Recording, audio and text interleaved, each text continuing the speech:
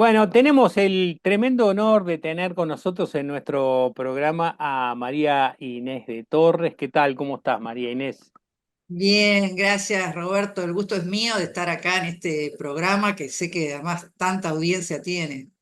Sí, estamos creciendo gracias a otra de Torres que nos Otra de traslada. Torres que está ahí que un día tendrá que venir también acá para contar algunas de las tantas cosas que Está- sabe. estamos tratando. Pero en esta oportunidad, María Inés, ahora el 12 de octubre presentás tu libro en la Feria del Libro Internacional A46 de Montevideo, que se llama El Estado y las Musas, políticas culturales del Centenario. Nos interesa muchísimo conocer en detalle.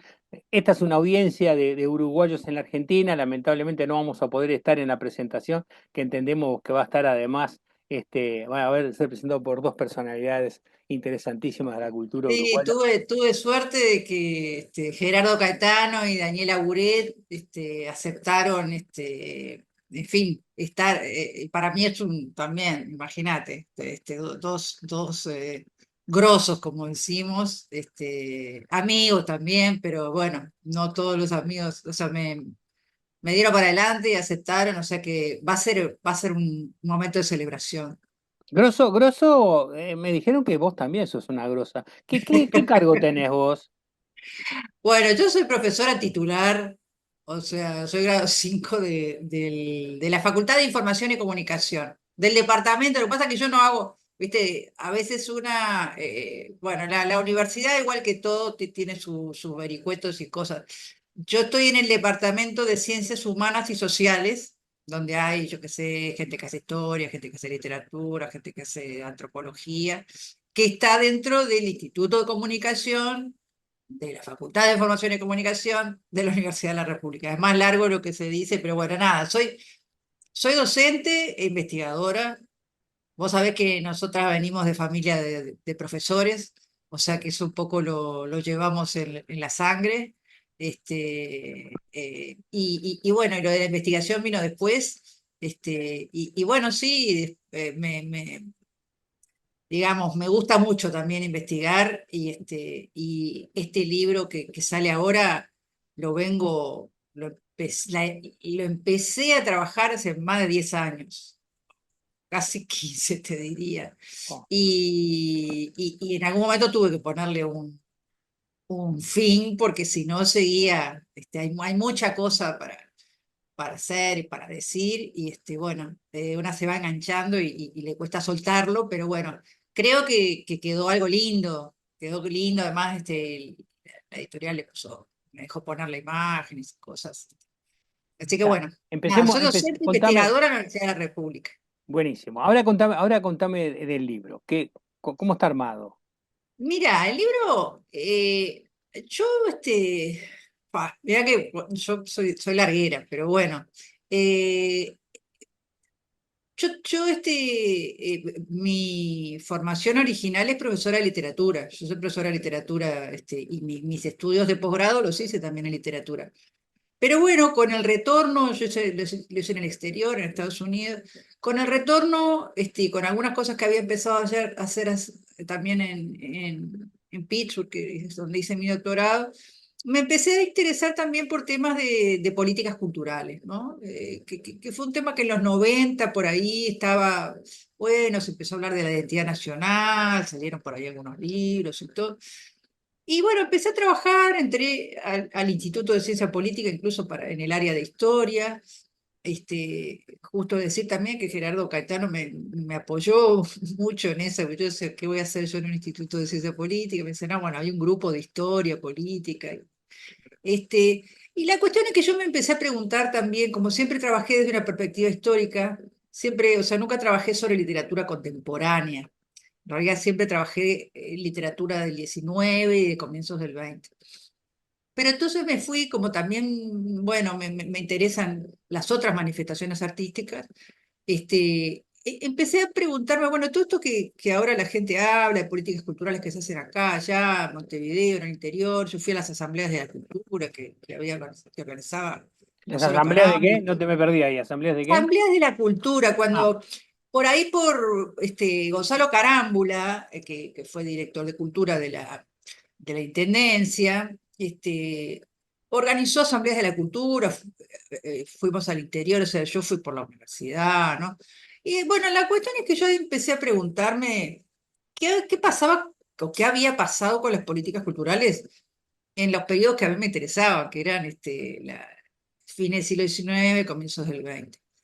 Entonces, concretamente para este libro yo empecé haciendo un relevamiento de todas las leyes y decretos que tenía que ver con la cultura. O sea, incentivo, creación de premios, creación de archivos, bibliotecas y museos, concesión de becas a Europa generalmente era para músicos y para pintores, creación de instituciones, como por ejemplo hubo antes de la escuela de la EMAD, digamos, hubo intentos de creación de, de una compañía nacional de teatro, eh, las bandas municipales, cuando se crearon, o sea, al mismo tiempo también qué teatros o qué salas o qué infraestructuras el Estado había apoyado para que, porque claro, hay algunas manifestaciones artísticas que precisan sí o sí de un lugar para estar, digamos, ¿no? O sea, se puede hacer teatro al aire libre, pero lo que no podés es, si podés hacer una vez, pero para ensayar por lo menos tenés que tener una sala. Bueno, y en aquel momento, en las 3 primeras décadas del siglo XX, que es lo que yo estudié, siempre, bueno, sabemos, el Estado se preocupó mucho en fin, todas las políticas sociales, Uruguay estaba en la avanzada de todo, y yo me preguntaba, bueno, pero ¿qué pasó con la cultura más allá de lo que siempre nos aparece, que es la imagen de Juana de Barburu, y entonces, bueno, con todas las críticas también que despierta, y tal, tal. Bueno, la cuestión es que a partir de esa búsqueda me encontré con muchas cosas interesantes, y entonces lo articulé un poquito así el libro, ¿no? En base a las preguntas de, bueno, ¿qué, por ejemplo, qué cosas se buscó más? Buscar la preservación de la cultura, incentivar a los artistas como tales, formarlos. Y después también empecé a ver que había diferencias entre las propias disciplinas, ¿no? Porque lo que hacían para la pintura no lo hacían para la literatura. Y otro costado al cual llegué, otra fuente importante, fue para mí que a partir de esa ubicación, digamos, de las distintas medidas en relación a la cultura, me centré en lo que llamaríamos la alta cultura, sencillamente porque, bueno, Milita Alfaro ha escrito ya del carnaval casi todo lo que se puede escribir. El carnaval ha sido muy trabajado, que es una manifestación, casi que era la manifestación popular por excelencia. Entonces me centré en otras cosas que ubicaríamos como las bellas artes, ¿no? La pintura, la escultura, pero también me pregunté por la literatura, por los escritores, ¿no? Y también ahí, ahí hablabas recién, decías hace 2 minutos las prioridades sobre qué disciplina. Ahí te pregunto, en estas primeras décadas, ¿dónde ves la prioridad y cuál es el trasfondo político de esa decisión? bueno, es muy interesante lo que me preguntás, porque empiezo por que me puse a analizar a raíz de esto los debates parlamentarios y qué eran las cosas que los parlamentarios, qué argumentos usaban para apoyar una u otra disciplina, ¿no? Entonces, yo, en cuanto a las disciplinas, bueno, por un lado uno ve que lo que se ve siempre, ¿no? Que es que las disciplinas que están mejor organizadas, quizá en aquel momento no habían formado gremios exactamente, pero las disciplinas que estaban mejor organizadas, que trabajaban mejor colectivamente, eran las que también tuvieron más llegada, digamos, al sistema político y consiguieron, digamos, en fin, por ejemplo, y en ese caso yo lo que veo es que el teatro estaba muy bien organizado, tenían críticos de teatro como el hijo de Samuel Blixen, José Blixen Ramírez, que era representante, que era diputado, digamos, entonces de alguna manera oficiaba como, o sea, llevaba al Parlamento inquietudes que tenían que ver con lo que a él le gustaba y con la gente de teatro a la cual él estaba vinculado. Entonces, por ejemplo, el teatro logró cosas importantes, la música también. Ahí estaban los Fabini, que no es solo el Fabini, el Eduardo Fabini que conocemos, sino que todos eran como tres, cuatro, pero tres por lo menos muy notorios, que también, digamos, como que trataron en fin, de impulsar medidas de creación de orquestas, de bandas. O sea, que yo te diría que el teatro y la música que tenían ya, venían del siglo XIX con, con movimientos importantes, porque había conservatorios, ¿no? Conservatorios donde estudiaban, o sea, lo mismo que había, yo qué sé, compañías de teatro amateur, en fin, y tenían toda la tradición del circo criollo, o sea, venían como más organizadas. Además son disciplinas, que otra cosa que son disciplinas que se hacen en conjunto.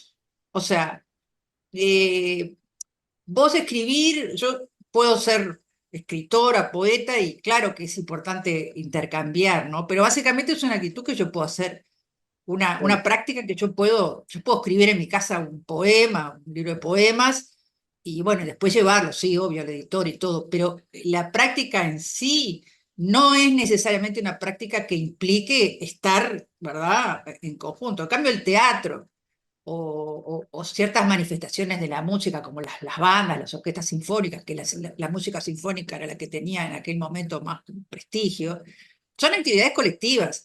Entonces, para hacerse, vos tenés que tener un grupo, y ese grupo tiene un lugar, tiene que tener un lugar donde cobijarse, no solo, como digo, para... Entonces termino también con la creación del Sodre, o sea, el libro termina con la creación del Sodre porque el Sodre para mí es como digamos, yo le llamo la primera política cultural integral de Uruguay, porque ahí se logró, digamos, capitalizar una cantidad de tradición artística acumulada, en este caso en el lado de la música, pero después se fue ampliando a otros, porque acordate que en la década después yo no llego a esa parte, pero si pensamos, primero se crea la onda radial con la creación del Sodre y la discoteca nacional con la música. Pero En después qué se crea año? el Sodre, el cuerpo de Sodre. En el 29 se crea el Sodre. ¿Y la Y, radio también? y la radio, lo que se crea en esa primera ley es la onda oficial, digamos,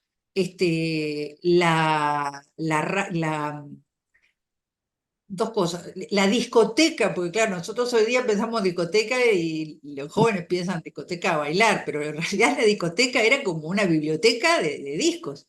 O sea, la radio surgió en el año 22, en el 29, muy tempranamente para el resto del contexto latinoamericano, el Estado uruguayo decide crear una radio oficial con el objetivo de difundir educación y cultura, que era algo que en general en América Latina se lo usaba más, los gobiernos lo usaban más para proselitismo político, digamos, ¿no? Pero ahí hay un proyecto que dice, bueno, no, la radio, el Estado tiene que difundir cultura, tiene que difundir educación, y toman un modelo, o sea, medio parecido al de la BBC en aquel momento, ¿no? Que es, por ejemplo, bueno, esto de la discoteca, ¿no? Entonces, hubo un alemán que está más olvidado de lo que debiera, que se llamaba Kurt Lange, que tiene ahora todo su archivo, está en, este, en Brasil, porque él dejó todo ahí, yo estuve ahí hurgando sus papeles, y él era un alemán que había llegado a mediados de la década del 20 y venía con esta idea bueno, puso primero sus discos, después hizo comprar, y esa fue como lo que nosotros conocimos como CX6, que pasaba todo el día música clásica, pero también pasaban otras cosas. Y a su vez compraron el Teatro Urquiza, que era un teatro en aquel momento muy, digamos, donde llegaba Caruso, yo qué sé, Sara Bernard, bueno, en fin, grandes personalidades. Era uno de los grandes teatros, porque en aquel momento el Solís incluso no había sido comprado por la Intendencia, y lo convierten en el estudio auditorio. O sea que le dan a un grupo de gente, y todos los que son contratados en aquel momento para integrar la OSODRE, la Orquesta Sinfónica, era gente que venía ya con mucha tradición digamos, aprovechó un capital que había de gente muy formada, que fueron los que integraron la OSODRE. Entonces, por un lado, hacían la radio con música clásica, pero por otro lado también tenía el estudio Victorio que hacían espectáculos en vivo, digamos, que a su vez se retransmitían por la radio. Bueno, y después fue, como sabemos, creciendo, creciendo, creciendo, y después ahora ya se bifurcó otra vez. Hay una foto preciosa que me mandaste, y hablando así del tema de teatro, es una preciosa foto de Curoto, Blixen y Lenzi. Contame ¿Viste de qué ellos. linda es? Es una lindísima foto y muy representativa además lo que estás hablando. Contame de ellos. Bueno, ellos fueron como, bueno, Curoto quizás sea la figura que más, incluso en el libro mismo hay una foto de un Curoto jovencito que no lo reconoceríamos, ¿no? Ellos fueron los protagonistas de una experiencia muy importante que fue como una especie de ensayo para el Sodre, que fue lo que llamó la Casa del Arte.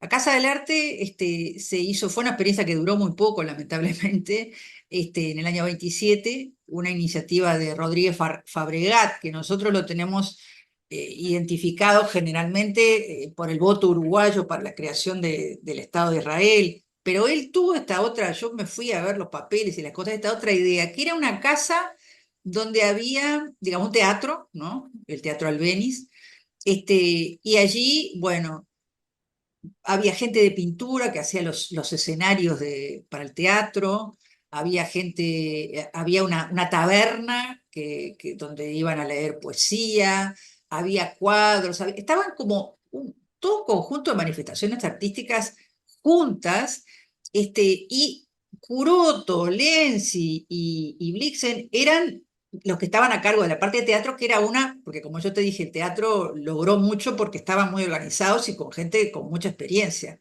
Entonces, ellos fueron clave, digamos, en la implementación de esta Casa del Arte. Por eso me encantó encontrar esa foto donde se los ve juntos, porque fueron. Lo que pasa es que, bueno, pasó lo que pasó, lo que pasa siempre. Bueno, al final, falta de fondos, porque, viste, es muy fácil eh, aprobar una ley o un decreto, pero si no lo financiás, después o sea, vos podés tener la idea mejor en cualquier ámbito de la cultura, de la educación, yo qué sé, de cualquier cosa, que si no lo dotás de dinero, no sobrevive.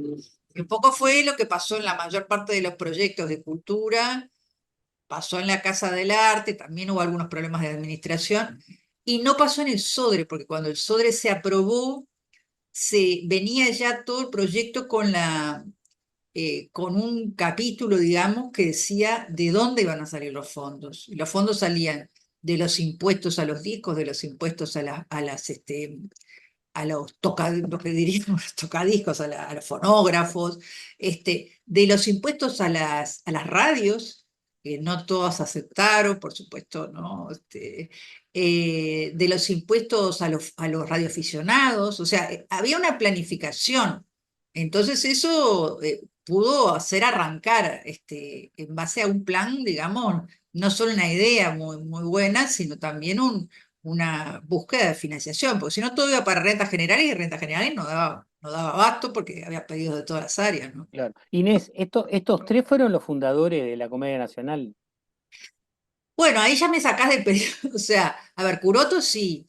Yo no estoy segura si Lenzi estuvo en la Comedia Nacional, porque claro, la Comedia Nacional ya es más adelante, Ah, y es en el 47, si no me equivoco, no le quiero errar, pero no estoy segura de que los otros dos estuvieran. Siempre se identifica la figura de Justino Zavala Muniz, que estaba en estas épocas también. Él, por ejemplo, él presentó un proyecto de creación de premios a los artistas, porque él era o sea, una cosa también interesante que me encontré viendo las discusiones parlamentarias es que muchas de las figuras que después iban a ser famosas, en aquel momento tenían de pronto 20 años, pero eran ediles o eran diputados y ya tenían proyectos que tenían que. Y uno los ve jovencitos, porque busqué también en las revistas, ¿no? Los ve jovencitos, los ve ahí, y bueno, y estaban haciendo sus pininos, como sus primeros, diríamos. sus primeros pasos. Inés, Blixen tiene, hay un monumento en el Parque Rodó a Blixen, ¿no? Muy bonito, donde abajo hay actores y actrices, ¿no? Me parece que hay un monumento ahí, Claro, ¿no? ahí lo que pasa que viste que los Blixen es como es una familia que se ha distinguido, bueno, hasta el día de hoy que tenemos a Karina Blixen, Y que a ahora Samuel, y a Samuel recientemente en la ingresó academia. a la academia de... Sí. ese Blixen que está en el Parque Rodó es el padre, o sea, él era un crítico, No es el bueno, mismo. pero era un crítico teatral bueno, y literario, lo que uno diría, muy importante, que tuvo que ver, pero más con el periodo anterior, y el hijo de él, José Pedro Blixen Ramírez, es digamos, el que más corresponde a la época Ah, esta que yo estudio. está. Pero hay testimonios que yo recojo que dicen, José Pedro, no me acuerdo, tenía un apodo que ahora no me acuerdo, como que te diga Bebote o algo así. Bebote siempre, desde que era chiquito, iba con su papá al teatro, o sea, fue criado en ese Bien, bien. ambiente. Y además, el Parque Rodó, creó las primeras, digamos, lo que serían, no se llamaban gremios, pero eran como asociaciones, asociaciones de críticos, bueno, ponían en conjunto gente que buscaba, en fin, mejorar la calidad del teatro, buscar, promover la creación de un teatro nacional, porque claro, una de las cosas que aparece en casi todas las,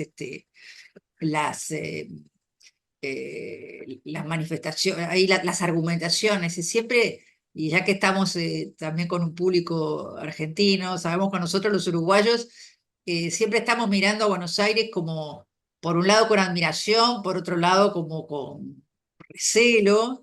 Entonces, por ejemplo, una de las cosas había una necesidad, los parlamentarios discutían sobre que había que crear una compañía de teatro nacional, porque si no venían las compañías argentinas, que eran chabacanas, lo mismo que se dice hoy, lo mismo que se dice, que eran chabacanas, entonces traían y después la gente iba y pagaba cualquier cosa. Bueno, lo mismo que ocurre hoy, los mismos argumentos, el argumento de Argentina como la gran, viste, que tenía teatro de baja calidad. Por ejemplo, había venido Florencio Sánchez, que estaba entre las dos orillas, y dice, sí, pero se hizo una apuesta de mi hijo, el doctor, pero la apuesta es una apuesta típicamente porteña, no tiene que ver, y sin embargo, o sea, ese argumento estaba siempre, ¿no? Para todo. Qué bárbaro. Con los premios, pero sí, pero que no vaya a pasarnos como en Argentina, que los premios están todos arreglados, y nosotros, o sea, el argumento de que no, de tomar ideas, pero al mismo tiempo no querer ser chabacanes, todas esas cosas que nosotros en nuestra fantasía le atribuimos a los porteños, sobre todo, más que a los argentinos, ¿no? Y, Inés, hay otro monumento que me hizo acordar a una de las fotos que me mandaste, que es el programa del Teatro Solís, que es Luis Zambucetti, que es el monumento que está en Truville, ¿no? Exactamente, exactamente. Sí, sí, bueno, y Luisa Busetti es muy interesante porque otra cosa que me encontré es que con muchas figuras de mujeres que actuaban y que nosotros no, o que tenían protagonismo, digamos, y que nosotros no conocíamos. Justamente, ahora, mira, déjame mirar porque te digo, tengo acá, eh, quiero acordarme porque no me acuerdo de memoria, del nombre de la esposa de Sambucetti, que también era una reconocida pianista, ¿no? Entonces, digamos, y en realidad tenían un conservatorio los dos. O sea que muchas cosas que nosotros, bueno, no, lo que tengo es una caricatura de Luis Ambucetti, ¿no? Eran muchos de ellos, muchos de estos músicos. Bueno, Zambucetti sabemos que tuvo, bueno, tenemos además, yo qué sé, eh, la escuela, Zambucetti, es una figura reconocida, eh, digamos, como que forma parte del canon nacional. Y es interesante porque yo me puse a ver, bueno, ¿dónde se formaba esta gente? Bueno, como sabemos, por la gran inmigración, sobre todo italiana, ¿no? Yo soy nieta de gallegos, hubo una inmigración muy fuerte de españoles y concretamente de gallegos. pero la verdad es que la influencia que tuvo la cultura italiana en muchas cosas y en música sobre todo, venían los italianos y ponían sus propios conservatorios, ¿no?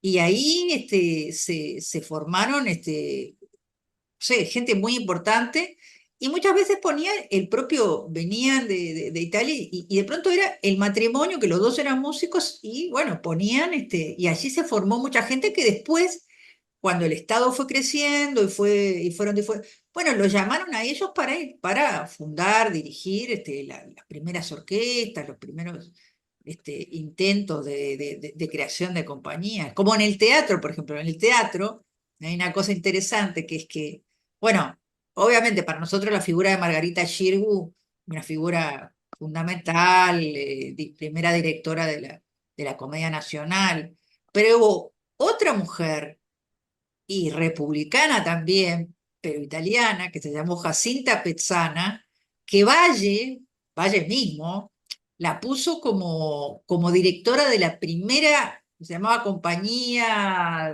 Nacional, no me acuerdo exactamente el nombre, pero fue el primer intento de crear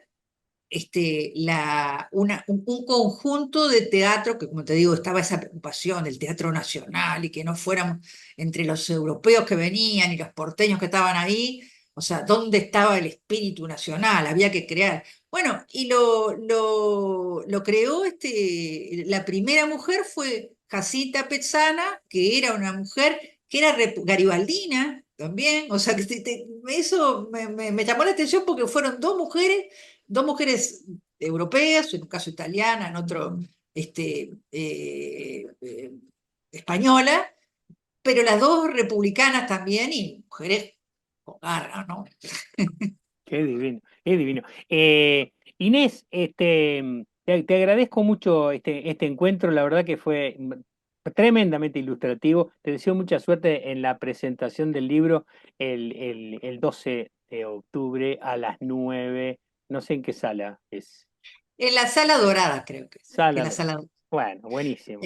Bueno, yo Inés, soy yo la que agradezco, la verdad, tu interés, la verdad que para mí es un gusto y me alegra mucho que también esto llegue a todos nuestros compatriotas en Argentina y en otros lados. Bueno, ahora la tecnología nos permite eso, pero eso le da un plus, digamos, a este encuentro, cual me alegro mucho.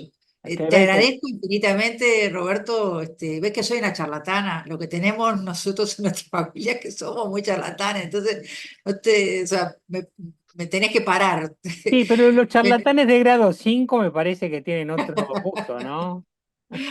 Bueno, yo encantada cualquier otro momento, retomamos la conversa sin problema y un gusto para mí. Dale.